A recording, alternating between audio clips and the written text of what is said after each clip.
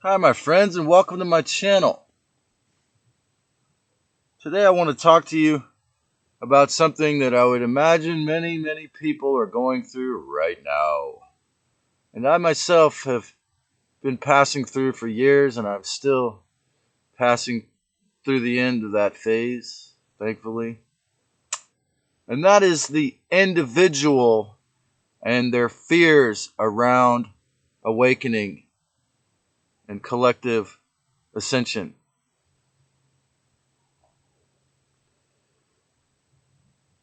The individuation fear and eventual consecration of the individual are stages that people go through.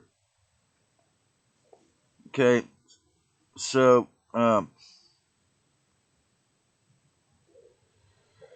growing up watching the mainstream media, as well as through the scientism death cult, we are all trained to be skeptical or afraid of all outside organized religions, cults, beliefs, and we were trained to believe they were all Jim Jones when maybe these same powers are more resembling this character than any of these things that they are warning you about. However, like I say, if you use your discernment and common sense, you can remain much safer in this process. But the fear of cults, the fear of the other, will often keep you from learning from any of these types. I remember when I did a bicycle trek from LA to Big Sur when I first, or the second time or third time I came to California. I saw these huge Buddhist statues, golden Buddhist statues, and I felt intimidated and attracted. This was before I spent years studying Buddhism, ancient texts, so I was very unfamiliar with what it was about, beside a few Buddhist texts I'd skimmed. But these huge golden statues were intimidating to me. And the reason why is a great fear of losing my individuality, losing my essence through surrender to meditation, or even in the case of my first love, surrendering to this person, would I lose the opportunity? At that phase was to be a rock and roll devil or demon, sadly. But this fear was very strong in me. Um, I began reading Castaneda books when I was 16, and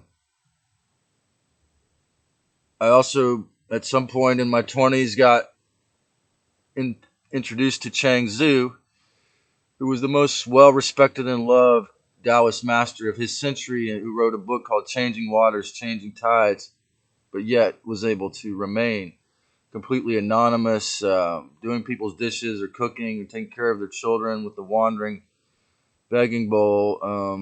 So, one of the reasons why some of you never heard of who I am before now, that this thing has turned 45 solar returns, is because it took me a long time to come to terms with this schizoid duality in my mind between Castaneda and the earlier previous beliefs coming from the Rothschilds media from Hollywood, that I wanted to make it big since I was about 10 or 12 years old and I started playing guitar. So, see, what happened to me is when I supposedly fell over on my bike and was hit by a PG&E truck, and I had 15 bones smashed. As after 5 days in the Santa Clara Valley Trauma Center, man, I just didn't have any more excuses, man. I'm like, or rather, after healing all those bones in 6 months, I thought, should I form a church? But by August of 2022, it was starting this channel in my brother's storage room. So, But over the course of the last 5 or 6 years, I probably read 3 or 4 different books people wrote about their near-death experiences. Okay? And what did I learn from this? I learned that the possibility of hell seems to be very slim, and that hell is something I also learned from the Buddhist and experience. Many different levels of states of hell exist in this.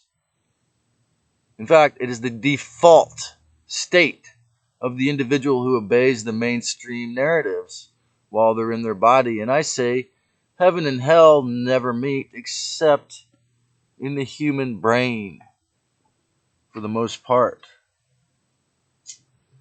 So, having this schizoid duality between the rock star and the healer who must remain anonymous to be a shaman, I also suffered from perfectionism, which I find out much later is quite a revealing sign that the deceiver was controlling me and my kind of Mercury and Capricorn retrograde. My kind of personality type was to accept nothing from myself or others unless it was perfect. Whereas that unless the concept of bodhisattva is not made up, nobody's perfect. We're all learning. But the duality, the paradox of that is and does remain that the sacred Christos intends for you to do your best to live out your dream harmlessly and not hurt anyone else.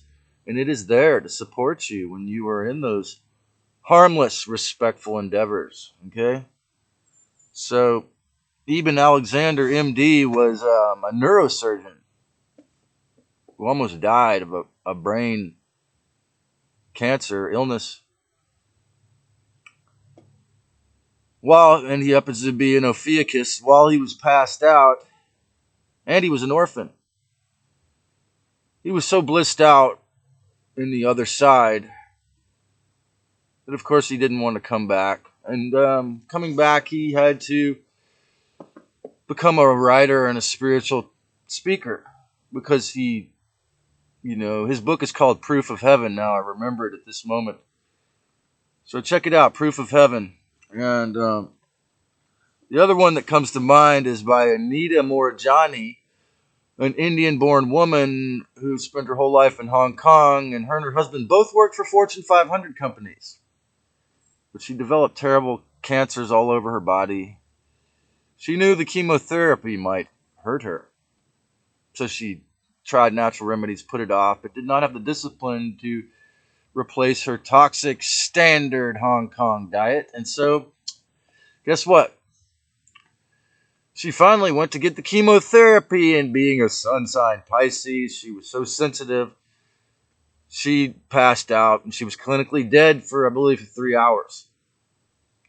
So during this time, 3 hours of, being in the other side, she talked to her spirit guides, and maybe they said, well, we'll get rid of this cancer in 2 weeks. But you cannot go back to this Fortune 500 company. You cannot earn money to survive. You cannot work at Burger King if we let you go back in your body. And so she said it took her about 6 months to figure out how to earn money, and she wrote it into a book and started her YouTube page. She's a Pisces, so she's a natural, at this type of thing. So, but she couldn't go back to working just for the money.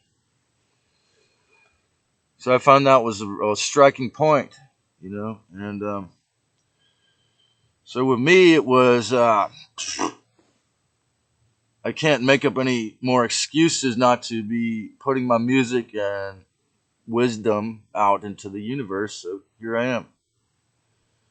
But you see, with my IQ and with my talents, with my musical, creative, and spiritual talents, of course, whatever name you want to call it, I was targeted since I was a little kid. Now, getting other children copying my art, and many, many times having bullies want to kick my ass and call me weird and say, "Oh, I've got to punch you out just because you're weird," and I've had to convince them why they didn't have that right. Probably a dozen times before I turned 18. A few times where they did start punching me.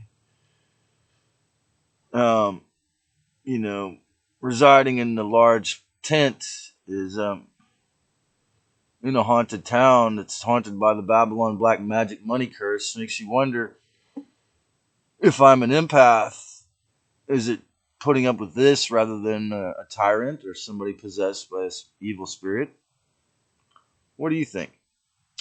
Well, I chose to learn discernment on the slow path of the hermit.